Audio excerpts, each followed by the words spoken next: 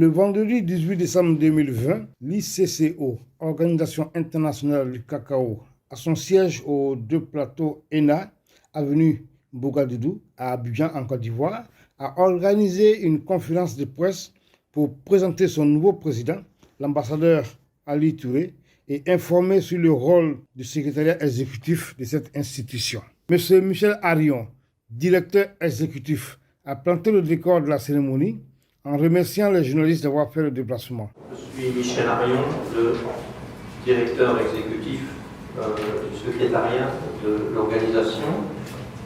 Nous organisons cette conférence de presse à l'occasion de l'élection de son Excellence l'ambassadeur représentant permanent Ali Touré, représentant permanent auprès des organisations internationales de produits de base. Chaque année, nous renouvelons la présidence de notre conseil. Et cette année, en septembre 2020, c'est la Côte d'Ivoire qui a été élue. Après le directeur exécutif, la parole reviendra à son Excellence, l'ambassadeur Ali Touré, représentant permanent de la Côte d'Ivoire pour les produits de base à Londres et nouveau président de cette institution, qu'est l'ICCO, de présenter à la presse son organisation en 5 points. 1.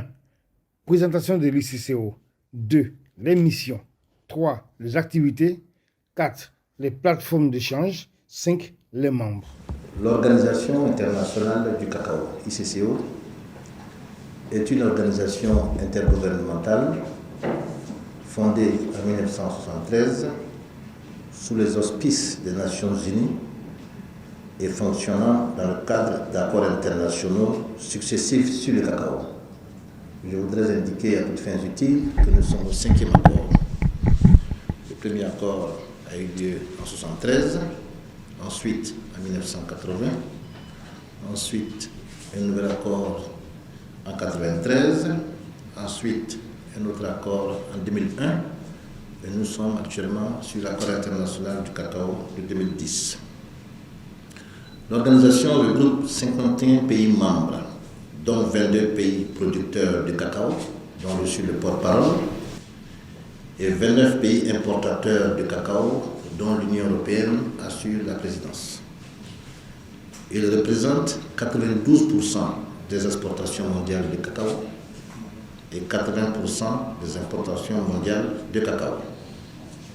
Je voudrais insister pour dire que l'ICCO est une organisation internationale composée d'États membres. Le secteur privé et la société civile ne jouent qu'un rôle consultatif dans l'organisation à travers la commission consultative sur l'économie cacaoyère durable. Le Conseil international du cacao, dont j'ai eu l'honneur d'avoir été élu président en septembre dernier, est l'organe décisionnel suprême de l'ICCO.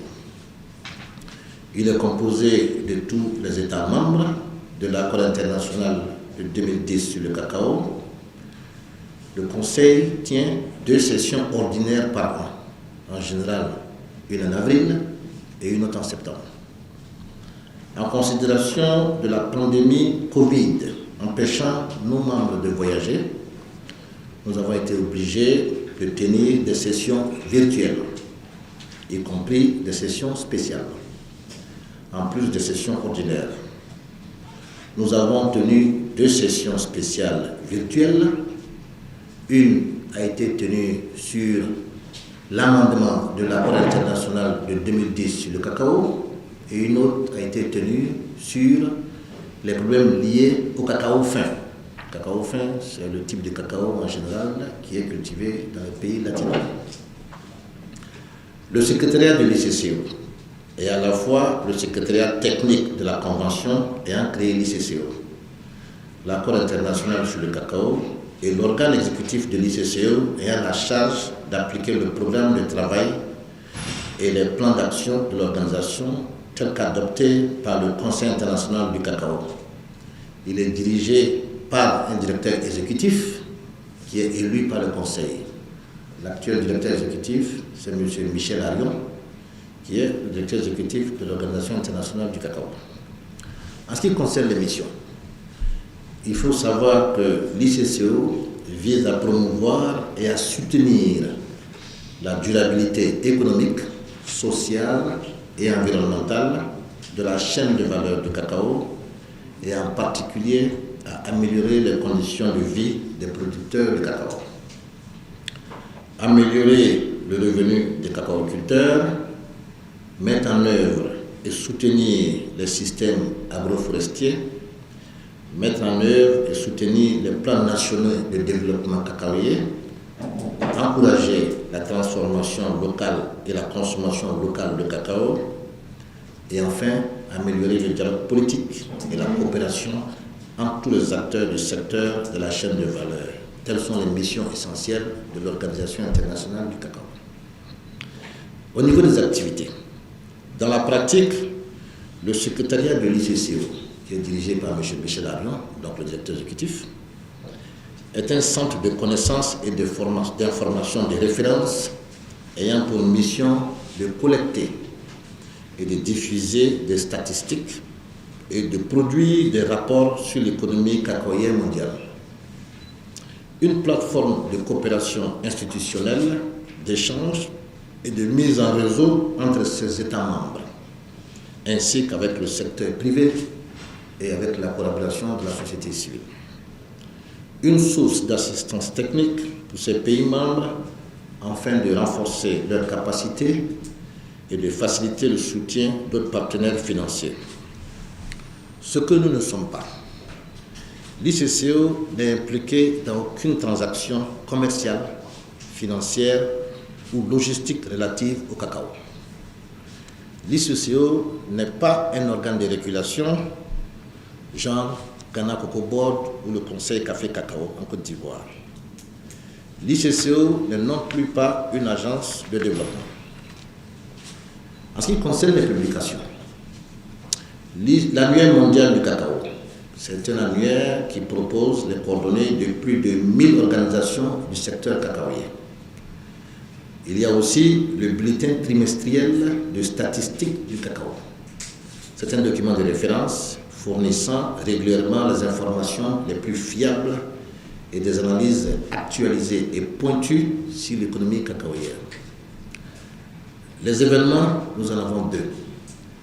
La conférence mondiale sur le cacao, conférence biennale rassemblant les acteurs et toutes les parties prenantes de la chaîne de valeur du cacao, afin d'échanger et définir des solutions pour la durabilité de la chaîne de valeur du cacao. Pour rappel, la première conférence mondiale sur le cacao a eu lieu ici même à Abidjan en 2012. Il y a aussi comme activité et comme événement le symposium international sur la recherche cacaoyère. C'est un événement triennal principalement dédié à la communauté scientifique et permettant d'échanger sur les dernières découvertes et innovations de la recherche cacaoyère. Je voudrais terminer en énumérant les pays membres de l'Organisation internationale du cacao. 22 pays producteurs. Le Brésil, le Cameroun, Costa Rica, Côte d'Ivoire, Équateur, Gabon, Ghana, l'Indonésie, la Guinée, le Libéria, Madagascar, Malaisie, Nicaragua, Nigeria, Papouasie-Nouvelle-Guinée, Pérou, la République démocratique du Congo, la République dominicaine, la Sierra Leone, le Togo, Trinité et Tobago et le Venezuela. En ce qui concerne les pays importateurs, il y a l'Union européenne qui est composée de 27 États membres, il y a la Russie et il y a la Suisse. Mesdames et messieurs, voilà de façon succincte ce que je peux vous dire sur l'Organisation internationale du cacao. Après la présentation du président du Conseil international du cacao, la parole reviendra à la presse pour une série de questions-réponses. Cacao, est-ce que ce n'est que finalement une autre organisation comme on en voit qui, en réalité, c'est ce que la perception qu'on a vue de l'extérieur, ne sert pas à grand-chose qu'à organiser des réunions? Ça, c'était la première question. La deuxième question, on s'adresse à M. Ali Touré. M. Ali Touré, vous avez commencé à répondre à ma question.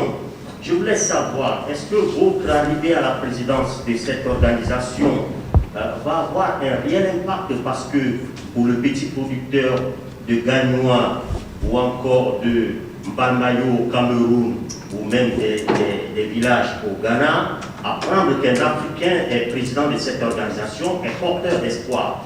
Et l'Afrique étant plutôt un continent producteur et pas consommateur, ce qui intéresse les Africains, c'est de savoir est-ce que le cacao va rapporter plus aux producteurs. Est-ce que finalement, M. Ali Touré, vous avez un plan d'action, des idées claires pour changer les choses pour les producteurs africains et que vous ne serviriez plutôt finalement pas comme une sorte de faire-valoir à une organisation qui pourrait dire on a un Africain qui est président de l'organisation. Merci. L'ICCO n'est pas une organisation africaine. Donc, qu'un Africain ou un Européen ou un Asiatique soit là, ça ne change pas beaucoup de choses, puisque conformément aux dispositions de l'accord international de 2010 sur le cacao, j'ai la lourde responsabilité de travailler pour une économie cacaoyère durable. C'est vrai que l'Afrique à elle seule fait à peu près entre 75 et 80% de la production mondiale, mais j'ai l'obligation de travailler pour tous les États membres, c'est-à-dire les pays consommateurs, l'Union européenne, la Suisse et la Russie, ainsi que les 22 pays producteurs. Ayant dit ceci, j'avais indiqué tantôt que dans le plan d'action stratégique, le revenu des producteurs était un aspect prioritaire, un objectif prioritaire. Je pense que c'est déjà pas mal, car comme je vous l'ai dit tantôt, l'ICCO n'a pas vocation à discuter des prix. L'ICCO est une plateforme d'échange entre différents acteurs pour que nous puissions aboutir à une économie cacaoyère durable. Je peux vous dire qu'introduire le revenu des producteurs dans un plan stratégique, ça a été une bataille. Il y a des forums où on discute des prix, mais ce n'est pas l'ICCO. Maintenant, comment on améliore les revenus des producteurs? On améliore les revenus des producteurs dans la discussion et dans la négociation.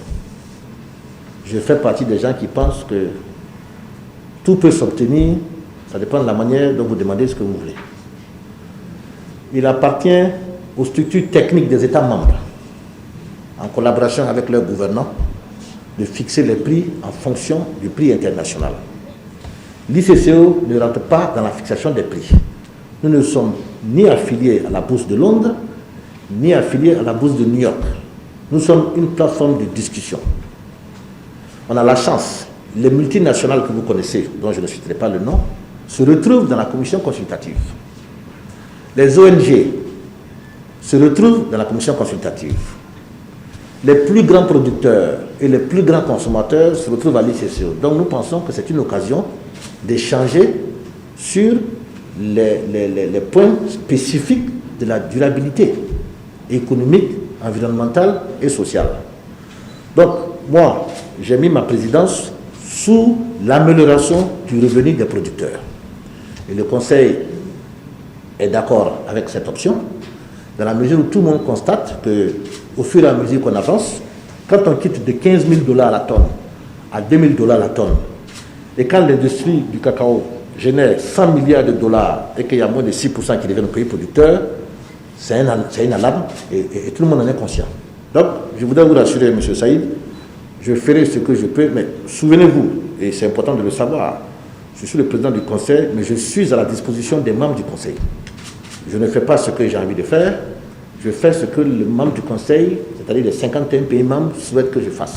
Bien entendu, en collaboration avec le directeur exécutif. C'est bon à savoir. Ce n'est pas une structure qui, parce qu'elle est dirigée par un Africain, dont les Africains vont commencer à sauter.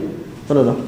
C'est une structure qui est dirigée pour les producteurs et pour les consommateurs dans un esprit d'ouverture, de négociation, de diplomatie. Nous sommes en train actuellement de revoir l'accord international sur le cacao. Mais je peux vous dire que ce sont des débats difficiles. Faire la différence entre un revenu décent et un revenu vital, ça peut prendre 3 heures.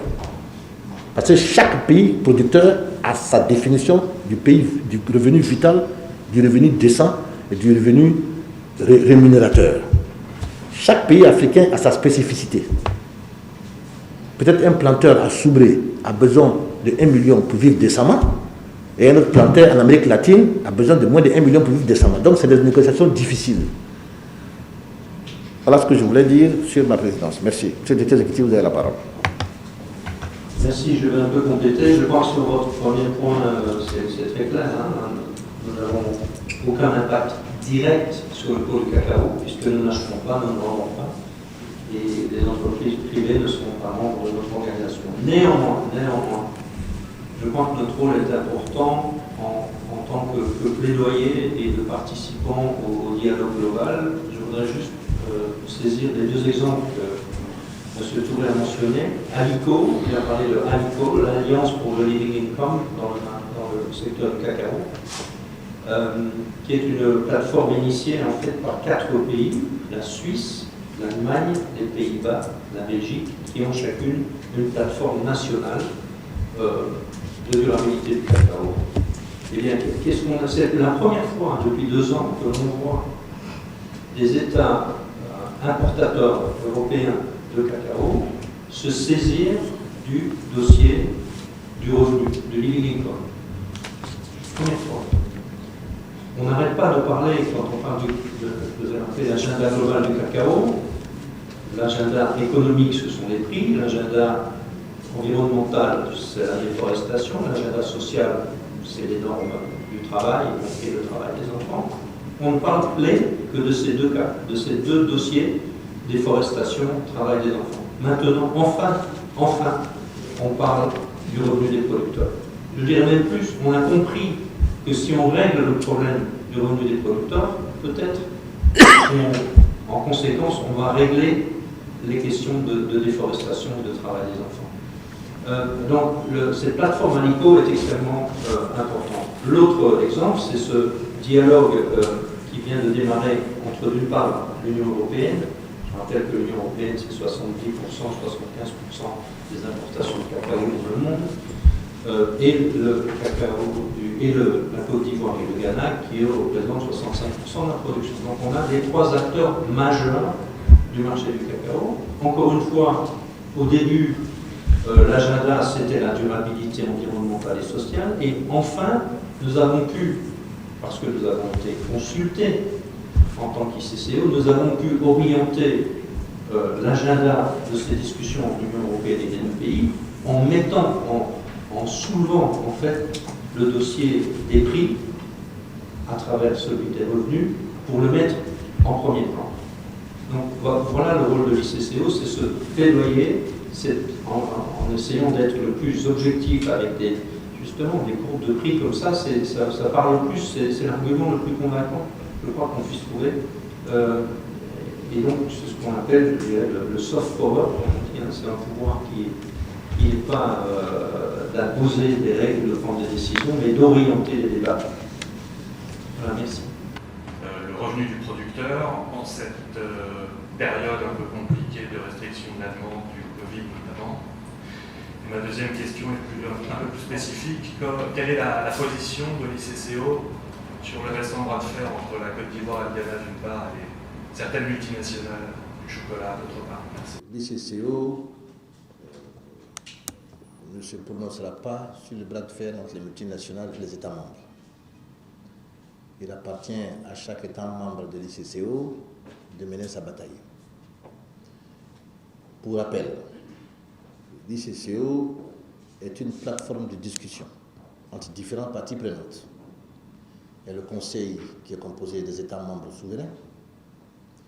Il y a le privé qui est dans la commission consultative. Il y a la société civile qui est aussi dans la commission consultative. Nous permettons juste aux acteurs de la chaîne du cacao d'échanger sur la durabilité du cacao.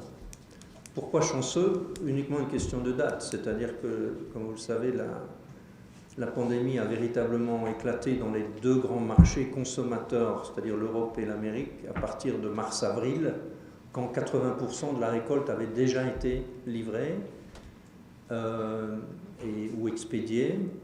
Et donc au niveau des prix sur les fèves, il n'y a pas eu un impact immédiat.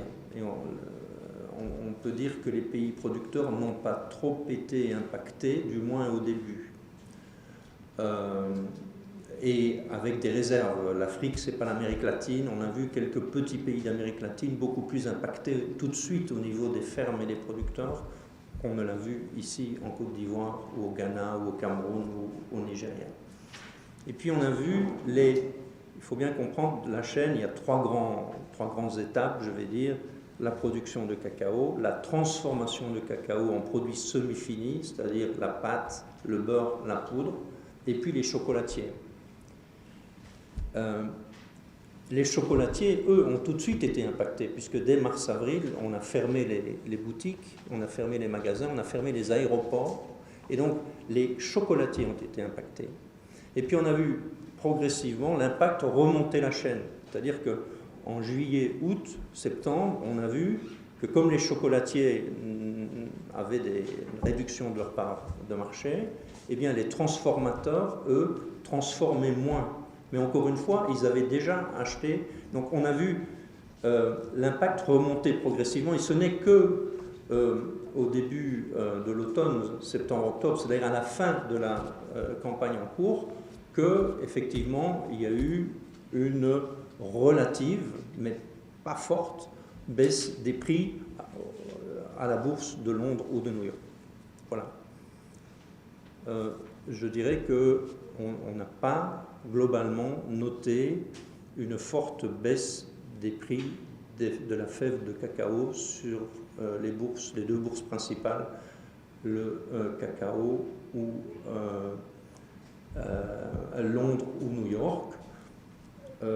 La formation des prix dans ces marchés terminaux, comme on les appelle, étant aussi fonction de beaucoup d'autres critères, ne serait-ce que la conversion de la livre sterling, qui est toujours, figurez-vous que le cacao est toujours coté en livre sterling, dont la parité évidemment est affectée par bien d'autres choses que le Covid, ne serait-ce que le Brexit, et puis le dollar aussi qui avait connu des variations. Donc il ne faut pas tirer des conclusions trop hâtives sur les variations de prix.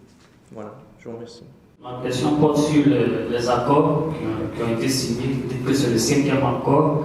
Donc on remarque que chaque 8 ans, il y a presque un accord qui est signé, tous les 7 ans ou 8 ans à peu près, en moyenne. Alors, est-ce que ce sont des accords qui... C'est vrai que vous dites que vous ne faites pas des transactions commerciales, mais est-ce que ce sont des accords qui visent à prévenir un peu les crises qui interviennent souvent dans le cacao, comme ça a été récemment constaté, ou est-ce que ce sont des accords qui sont seulement entre les États partis? Est-ce que vous pouvez nous expliquer un peu plus c'est quel type d'accord? Merci. Ils ont des durées variables en fonction de leur date de ratification et d'entrée en vigueur. Je passe les détails. Alors il faut bien distinguer deux périodes. Au début, dans les années 70 et les années 80, et ce n'est pas valable que pour le cacao, c'est pour l'ensemble des filières de produits de base. Vous savez qu'il y a une organisation internationale du café, il y a une organisation internationale du sucre, il y a une organisation internationale des céréales, du caoutchouc, de l'huile de palme, j'en passe. Monsieur l'ambassadeur Ali Touré est d'ailleurs le représentant auprès de tous ces organismes ou organisations internationales de produits de base. Toutes ont été créées sous les auspices de l'UNCTAD, la CNUSED, la conférence des Nations Unies pour le commerce et le développement, dans l'optique que peut-être dans les années 70 ou 80, les États allaient pouvoir réguler ces filières.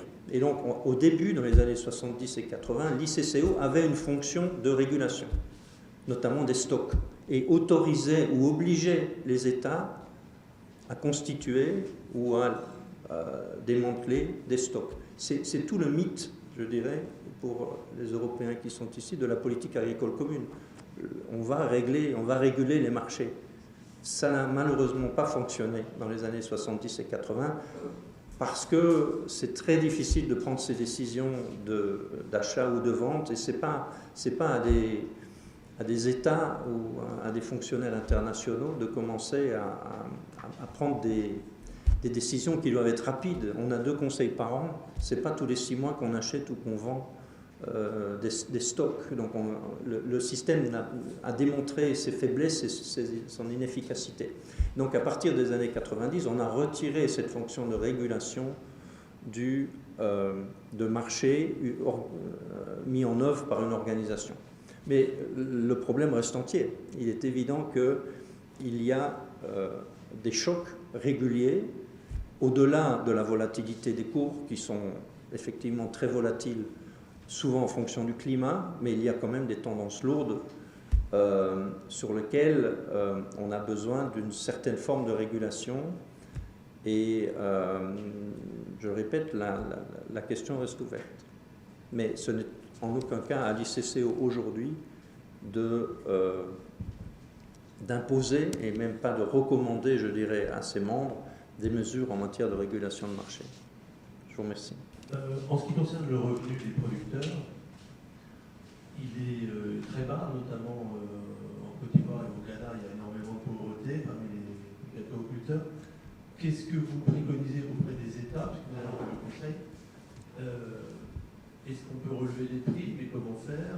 Est-ce qu'il ne faut pas aussi une réforme de la production, de l'organisation de la production, puisque la Côte d'Ivoire et le Ghana vont vers cette voie? À l'ICCO, on ne discute pas des prix. Ce n'est pas dans les accords et personne n'en parlera. Puisque la plupart des États membres vous parlent de l'offre et de la demande du marché. Deuxième point, nous nous sommes arrangés à ce que le plan d'action stratégique 2019-2024, puisque chaque 5 ans, on demande au directeur exécutif de nous proposer un plan d'action stratégique qui est ensuite adopté par le Conseil. Et ce plan d'action stratégique a comme objectif prioritaire le revenu des producteurs. Alors, qu'est-ce qui se passe? Nous ne donnons aucune injonction à un État membre. Chaque pays a sa politique cacaoyère et chaque pays fixe ses objectifs en fonction de ses priorités.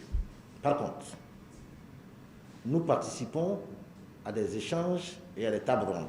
Je vais vous donner 3 exemples. Le premier exemple, il s'agit de l'Alliance pour le revenu vital dans le cacao. C'est une initiative des pays importateurs, initiative à laquelle nous participons. Il est bon de souligner que je suis à l'ICCO avec 3 casquettes. Je suis représentant permanent de la Côte d'Ivoire, premier producteur mondial de cacao. Je suis porte-parole de 22 pays producteurs de cacao. Et maintenant, je suis président du Conseil de l'Organisation nationale du cacao. Donc, à ce titre, je participe au débat sur le revenu des producteurs. La première initiative, comme je vous l'ai dit, c'est l'Alliance pour le revenu vital dans le cacao. Au niveau de cette plateforme, nous avons des débats très intéressants. Le revenu décent, le revenu vital, comment on peut participer à la fixation des prix, comment on peut demander aux membres de s'intéresser au mécanisme de la Bourse de Londres, de New York. Donc, nous participons au débat. La deuxième initiative, il s'agit du cacao durable africain. C'est une initiative qui a été développée aussi par le secteur privé, par les pays importateurs, et qui doit être traitée par l'Alliance des pays producteurs de cacao. L'Alliance des pays producteurs de cacao, c'est une organisation intergouvernementale composée de 6 pays africains qui représentent 75% de la production mondiale. Il s'agit de la Côte d'Ivoire, du Ghana, du Togo, du Gabon, du Cameroun et du Nigeria. Donc voilà les 3 initiatives. La dernière, il s'agit d'une discussion entre Abidjan et Accra avec l'Union européenne. Nous avons aussi été associés pour que l'ICCO puisse donner son point de vue. Donc l'ICCO apparaît maintenant comme une structure consultative. Voilà ce que je peux vous dire en ce qui concerne cette problématique. Donc nous participons aux discussions, on nous invite aux tables rondes, et les membres du Conseil, à travers la commission consultative où il y a le secteur privé et la société civile d'une part, et d'autre part à travers les membres du Conseil qui sont les États souverains, viennent enrichir le débat sur les prix et tout ce qui peut concerner l'économie cacaoyère durable. Merci. Notre plan stratégique d'action tel que adopté par notre Conseil, vous verrez qu'il y a quelques développements sur la question du revenu des producteurs qui n'est pas fait que du cacao. Un élément important du revenu des petits producteurs, c'est l'ensemble des revenus du ménage. Et donc, nous recommandons notamment, dans le cadre de ce plan d'action stratégique, que nos États, ce sont des recommandations. Nous appelons l'attention de l'ONU sur le fait que ce n'est pas bon de dépendre exclusivement du cacao. Quand on est un petit village, il faut diversifier. Il y a des modèles de cacao-culture en Indonésie ou en Colombie où les paysans produisent une vingtaine de produits différents. Donc si le cacao baisse, malheureusement le café baisse aussi, et malheureusement le cajou baisse aussi, c'est un autre problème. La baisse structurelle et globale du prix des matières premières. Mais n'empêche que si on diversifie sa production agricole, on diminue les risques, on répartit les risques. Ce qui nous fait dire aussi que toute politique de développement du cacao doit s'inscrire dans une politique plus globale de développement rural qui contribue à la lutte contre la pauvreté. Il est nécessaire d'améliorer le revenu des cacaoculteurs, mais ce n'est pas suffisant. Alors un point aussi très important que nous mentionnons dans le plan stratégique d'action, c'est que qui dit revenu dit prix. Et il y a, quand on parle de prix du cacao, on veut dire beaucoup de choses très différentes. Et je crois qu'il est important de comprendre que les États producteurs ne peuvent pas fixer des prix aux paysans sans être obligés de tenir compte du prix mondial. Tant que les prix mondiaux n'augmenteront pas, il y aura un problème de prix pour les paysans. Donc c'est un problème beaucoup plus global. Et le prix mondial, ça ne se décide pas d'un trait de plume. Donc ces questions, nous avons un graphique d'ailleurs qui montre l'évolution des prix mondiaux, c'est extraordinaire. Je vais vous parler de nos séries historiques. On pourra vous montrer ça. Ça, c'est le prix en 76, 15 000 $. Voilà. 15 000 $. Aujourd'hui, 2500. C'est des dollars d'aujourd'hui. Hein. On a fait ça en dollars constants. Et ceci vous explique tout. Alors, nous sommes ici. Alors, vous pouvez essayer d'un petit peu monter. Vous pouvez essayer d'un petit peu monter là. Mais tant qu'on n'atteint pas des niveaux, alors je ne dis pas qu'il faut multiplier par 10 le prix du cacao, c'est un autre problème. On aborde aussi dans notre plan stratégique d'action. Mais on est à des niveaux tellement bas que voilà, ce problème du revenu des paysans doit être étudié dans un cadre plus global. Merci. Quand vous regardez ce graphe, entre 73 et 75, la tonne était entre 6 000 et 8 000 $. Un pic de 15 000 $ a été constaté dans les années 77. Entre 80 et 89, la tonne était entre 6 000 et 4 000 $. Sur 100 milliards de dollars que génère la filière mondiale du cacao, les pays producteurs n'ont que moins de 6%. Je vous le dis parce que dans le cadre de ma présidence, et ça c'est un scoop que je vous donne, je souhaiterais proposer aux membres de l'ICCO un groupe de travail sur les prix internationaux, regroupant quelques membres de l'ICCO et les opérateurs du secteur privé les plus influents. Si nous voulons que la filière cacao soit durable, il est important que tous les membres de la chaîne de valeur, c'est-à-dire du petit producteur de Daloa ou de Soubré jusqu'à la fabrication du chocolat, tout le monde puisse y trouver son compte. Mais il s'avère que plus on avance, plus les producteurs ne sont pas satisfaits des prix sur le marché international. Il y a des mécanismes qui sont mis en place par certains États membres. J'en veux pour preuve l'accord historique entre le Ghana et la Côte d'Ivoire. Mais l'ICCO aussi voudrait jouer sa partition dans cette problématique pour voir dans quelle mesure les producteurs pourraient être mieux rémunérés. Je profite de l'occasion pour féliciter le directeur exécutif car il nous a présenté un plan d'action stratégique très ambitieux. C'est la première fois dans l'ICCO que le revenu du producteur devient un objectif principal dans un plan d'action stratégique et je compte exercer ma présidence sur ce point précis. Il faut et il est important que nous puissions nous pencher sur le revenu du producteur si nous voulons avoir une économie cacaoyère durable. 100 milliards et 6%, ce n'est plus tenable. Et avec les effets de la Covid-19 sur les plantations de cacao dans les 22 pays producteurs, il Il y a eu des plans d'action de l'Union européenne, de certaines entités, pour venir en aide financièrement à ces producteurs. Mais nous avons décidé cette année de nous pencher véritablement sur les revenus qu'on paye aux producteurs. Et les discussions avancent bien. J'ai même participé encore à une plateforme hier. Mais je peux vous dire que la sensibilisation se poursuit. Et je pense que tout le monde a compris la nécessité, si on veut que la chaîne soit durable, de penser aux petits producteurs. Merci. Reportage Tidiane Oula pour Even News TV France.